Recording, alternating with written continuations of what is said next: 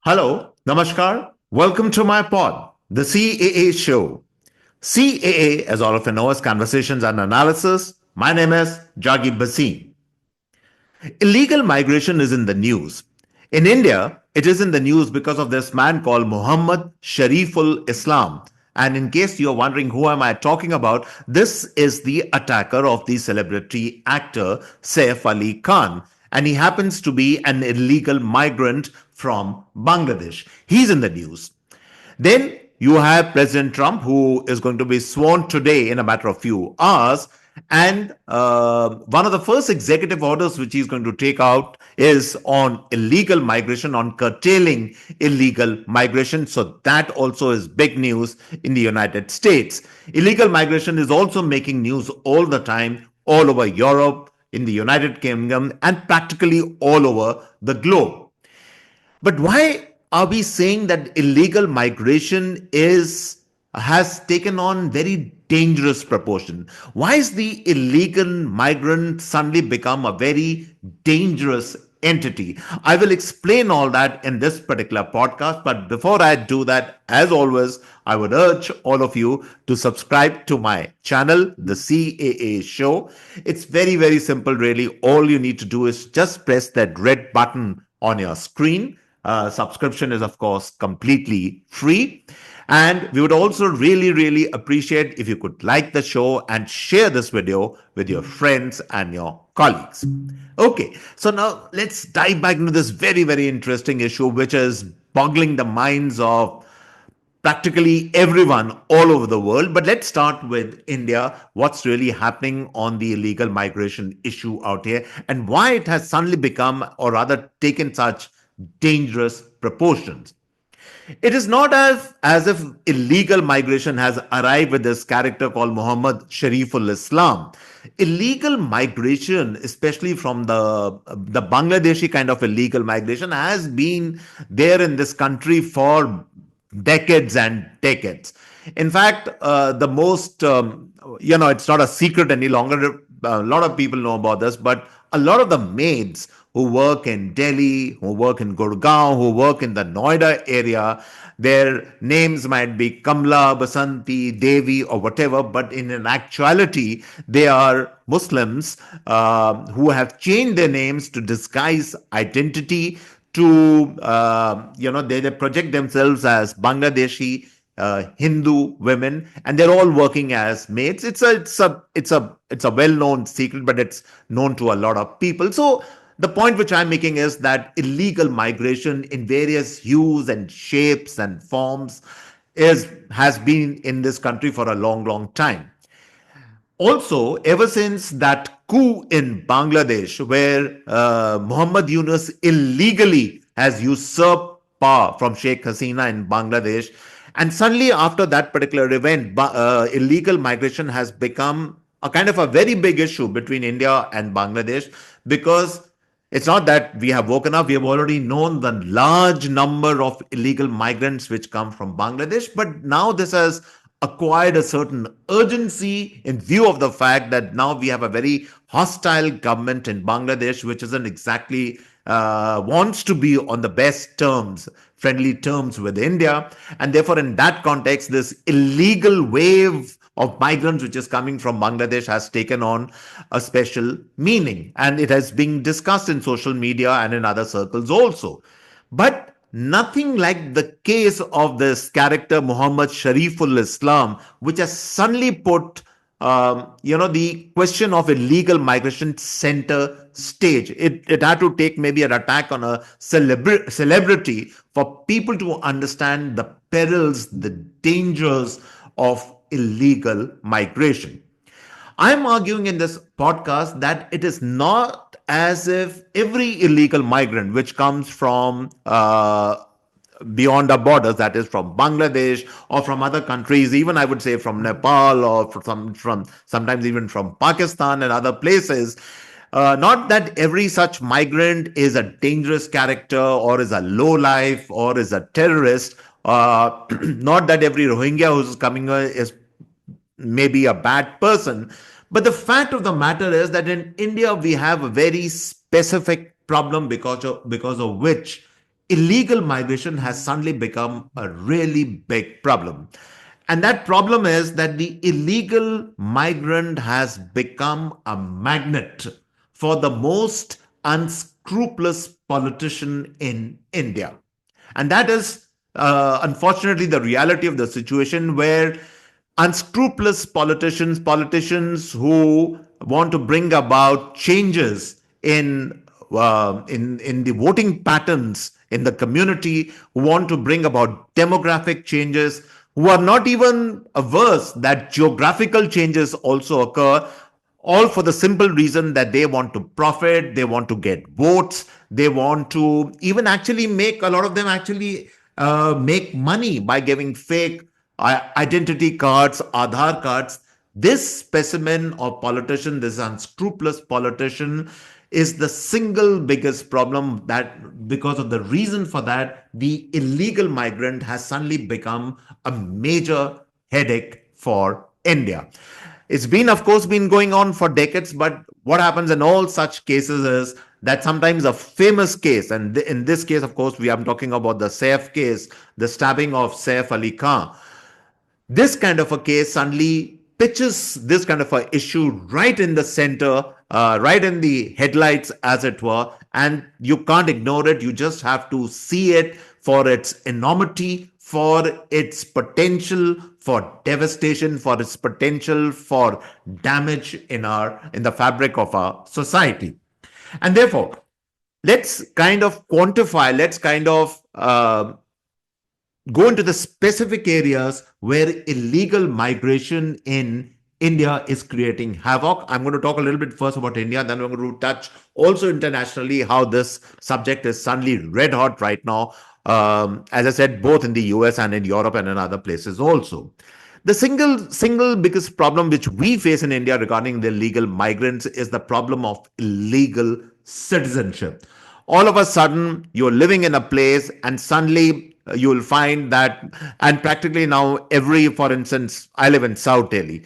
Now, whether you're living in an apartment complex, or whether you're living in the colony, or whether you're living in a government housing, all around you there are slums, there are low income housing, and suddenly you find that you find that the demographics of that of these areas is suddenly has started changing before you, and suddenly you find these people who are coming from the other side, that is from Bangladesh, and they are all over the place. The guy who, the rickshaw puller, the maid who comes to work in your house, even your car driver, the welder, the carpenter who comes, a lot of them are Bangladeshi, a lot of cooks, a lot of people who, who do cooking in various houses, they are from Bangladesh. A lot of these low income jobs are being done by Bangladeshis.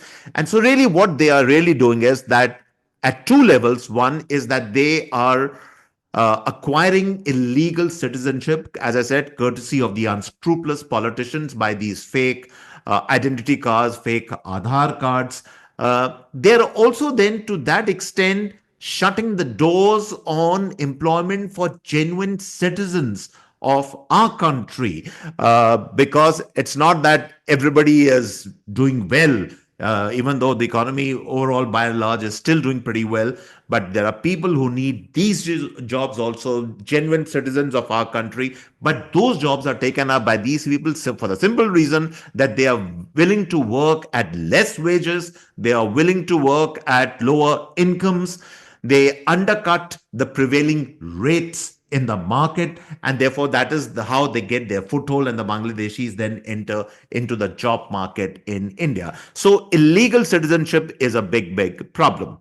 Number two is, of course, as I said, then they give strength, they give muscle to the unscrupulous politicians, who then relies more and more on such characters or on such people for his vote banks, rather than genuine citizens. And as a result of that, I'll give you a classic example. For instance, like in our colony in Delhi, in South Delhi, I can't remember the last time when the internal roads in the colony have been repaired, and they have simply not been repaired because the existing politician in this area doesn't bother. His simple line is that, listen, I don't get the votes from guys like you. I get my votes from all these illegal migrants, all these Bangladeshis who have now suddenly become all of a sudden Indian citizens. So this is my vote bank. I'm going to cater to their wishes and needs. I couldn't be bothered less with your needs and wishes. So that unfortunately is the problem which genuine citizens face because of illegal migration. So that's the number two problem which is going on. Number three, in a larger sense, what this problem is also doing is it is changing demographics.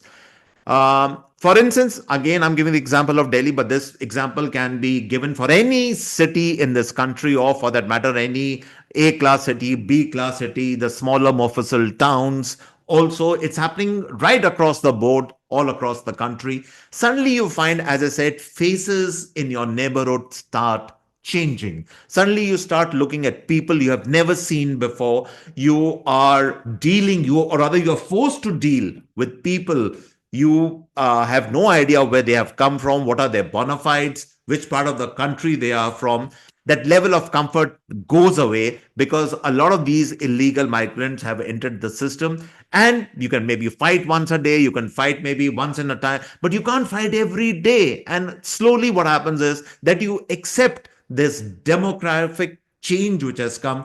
And unfortunately, what happens is with demographic change, real power is also associated with demographic change, which means that the nature of your democratic dividend or your democratic credentials also start changing. The power of your vote diminishes. The power of the votes of such unscrupulous illegal aliens increases exponentially, and that's the big damage which happened. And therefore, net result, demographies and geographical boundaries also start changing. There's a common saying that a lot of people say there are areas now in West Bengal, there are places now in Malda and other places where you can't distinguish that whether you are in India or whether you are in Bangladesh. It's that bad out there with the influx of the Bangladeshis, of these illegal migrants. And of course, we have to make a distinction between the refugees or between these illegal migrants. I'm talking of the illegal migrants out there.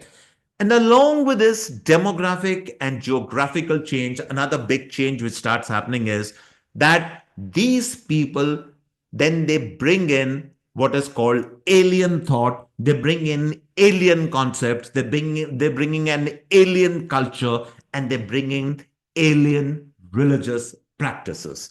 And this is the actually the real big problem of the illegal migrant, that you normally one would assume that if an illegal migrant is migrating, let's say, from a more impoverished country to a more stable, to a more well-to-do country, then the illegal migrant would be grateful that I've got a chance now to start a new life in a better country, in a country where my future is more secure, where my kids can probably grow up, be educated. Uh, and you would assume that he or she would assume the culture and the practices of that country, but unfortunately that doesn't happen. These people come with the same mindset, the same hideous religious beliefs which they carry from the country which they are coming, and they want to perpetuate it, and that is the worst part. And today, now, earlier it used to be talk, now it is no longer talk. There are actual practices of people trying to set up Sharia courts in India. That thing is also going on. There are a lot of border areas in West Bengal where there is lots of these problems are developing. So what I'm trying to give you a composite picture, that it is not only that you are acquiring illegal citizenship, that you are actually trampling over the rights of legal citizens. You are in effect changing the demographic dividend. You are changing the geographical location. But more insidiously, and which is the most terrible thing which is happening, is that you are bringing in an alien, hostile, fundamentalist culture which you are trying to impose in the country where you have migrated to. So this is the big problem. And it's not only, as I said, this is not only a problem which is confined to India, it's an international problem now. And today, in a matter of hours, I think in his speech, President Trump, when he is sworn in, I'm 100% sure that he will definitely allude, he will talk about this particular problem also. This is going to be among his first agenda. Here is finally a president, here is finally a man who is now willing to do something about it. And even if he succeeds 5% or 10%, but at least it's a beginning which he is going to make. So it's big international news. It's of course news also in India. And why is it big in India? Because this man stabbed a celebrity actor. And it took an incident like this for us to wake up and understand the perils of illegal migration. As I said, illegal migration has been happening since the days of these maids, and since the Bangladeshi problem. This has been going on, but nothing has been done about it. Nobody even bothers about it. But suddenly now we are all transfixed. Oh, what's going to happen to the Saif case? If nothing else, at least this Saif stabbing case has brought this issue into the limelight. Why is it also dangerous? Let's take a look at that. I'm going to give you an example of two or three countries why suddenly illegal migration has become so dangerous for those countries also. Take the case of Canada.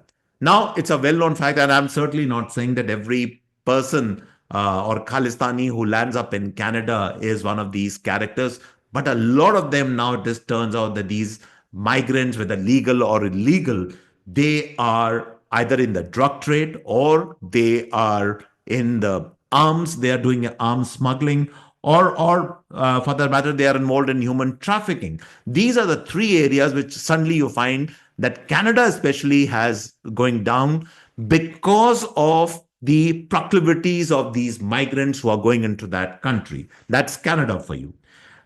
There's a different kind of a problem in the United Kingdom. In the United Kingdom, as now we are seeing, and there was something very funny which I saw yesterday. Um, there was this ceasefire agreement which has been reached between Hamas and between Israel.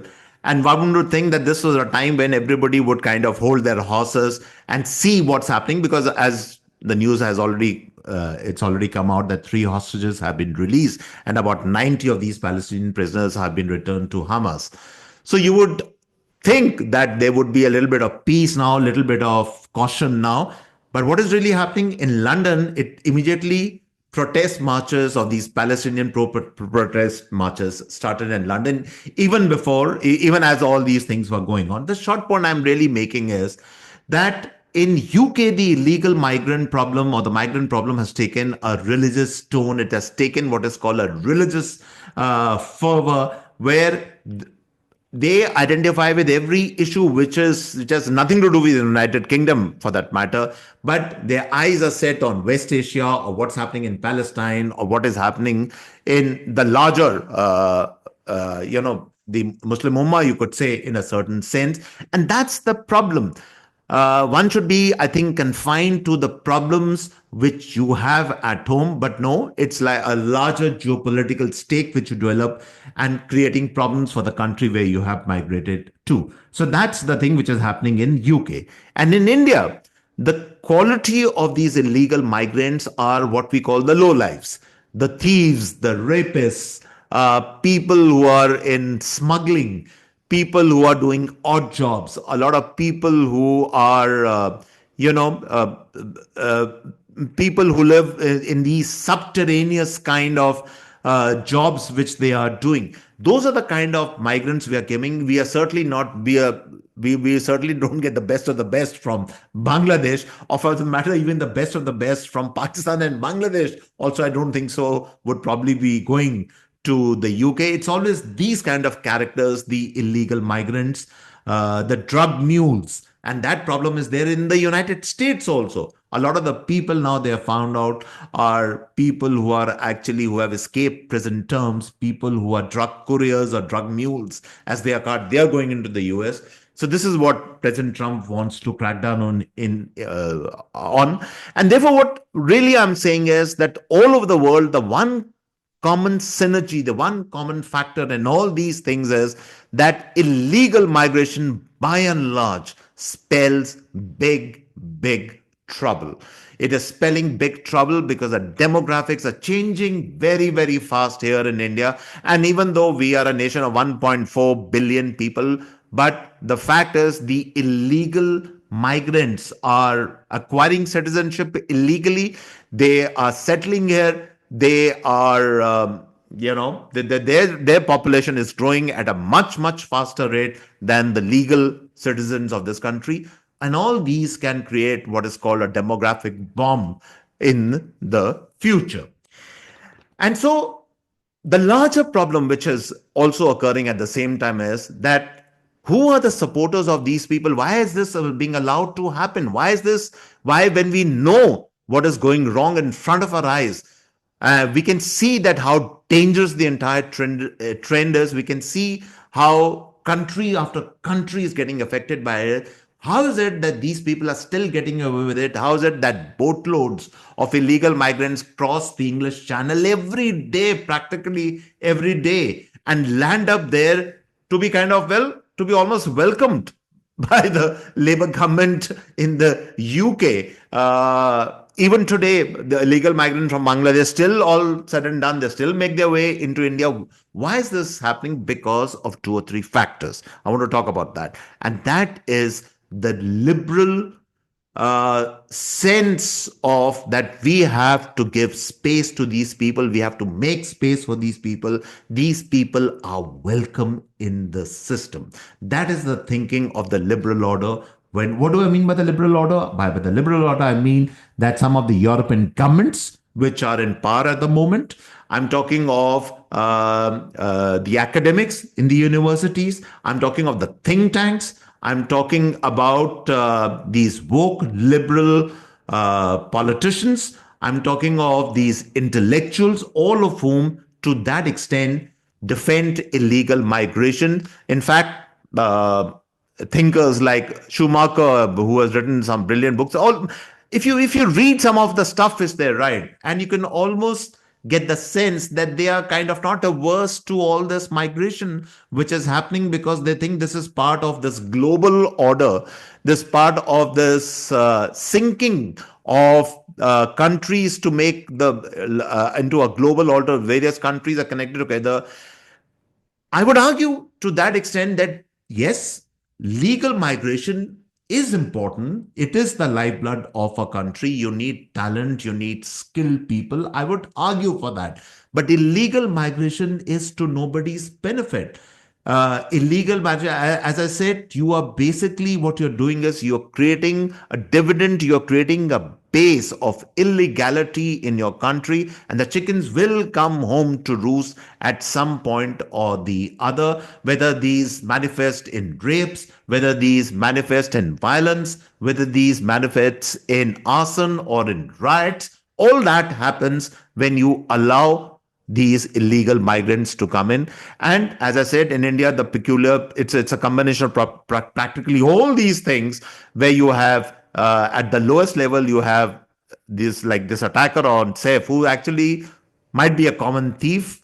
He probably came for theft. At the worst level, these people are religiously, fanatically inclined. They want to set up their own kind of Sharia code systems, whatever, in this country. So all kinds of problems come with that, which is not the case with legal migration. Have you ever heard, for instance, an H-1B legal migrant into America creating problems? I haven't heard of a single case so far, because the people who go there, they are well educated, they are skilled in technical terms. They have something to contribute. Doctors, engineers, market MBAs, professionals are going there. there is no problem with that, because which country doesn't want the best of the best of other countries also? And let's face it, India has become a talent pool for some highly skilled people who are very mobile, who are traveling all over the world. So that's good.